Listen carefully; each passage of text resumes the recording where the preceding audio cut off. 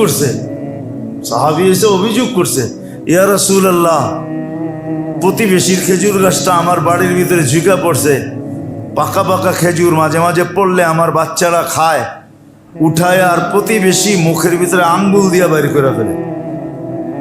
আপনি খেজুর গাছটা আমাকে নিয়ে দেন না। তো আল্লাহ রসুল সাল্লাল্লাহু আলাইহি ওয়াসাল্লাম বলছে, খেজুর গাছ বিক্রি করবি, জান্নাতে দিব, আমাকে দিয়া দে। ইয়া রাসূলুল্লাহ, আমার ছেলেরা খুব পছন্দ করে, মুনাফিক ছিল, আমার ছেলেরা খুব পছন্দ করে, আমার ছেলেরা খুব পছন্দ করে। আবু দাহদা রাদিয়াল্লাহু তাআলা আনহুর কাহিনী, আমার ছেলেরা পছন্দ করে, এটা ছাড়া যা বলেন দিতে রাজি আছি।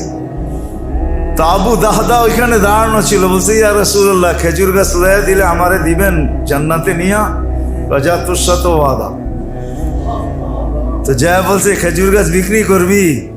কয়টা হইলে বিক্রি করবি না? কয়, বিক্রি করবো, তোর 600 বাগানের একটা খেজুর বাগান আছে না, 600 খেজুর গাছের মৌসুম, খেজুর পাইকে গেছে।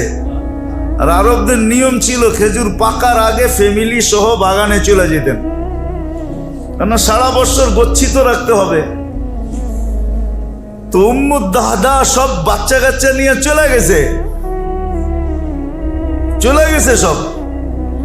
তো বলছে, ইয়া রাসূলুল্লাহ, আমাকে দিবেন জান্নাতে? কয়, দিব। তোরে যায় বলছে, খেজুর গাছ বেচবি? কয়, বেচতে পারি যদি 600 খেজুর গাছওয়ালা বাগানটা আমাকে দিতে পারস। কয়, ডান, দিলাম। এইখান দিয়ে নিচে আর এইখান দিয়ে দৌড় দিছে, যায় বাগানে ঢোকে না, বাড়ির বাইর থেকে আওয়াজ দিছে, উম্মু দাহদা, কিসে? খেজুর বাইরে চলে আয় বাচ্চা নিয়া, খেজুর গাছ বেচালে, বাগান বেচালাইছি।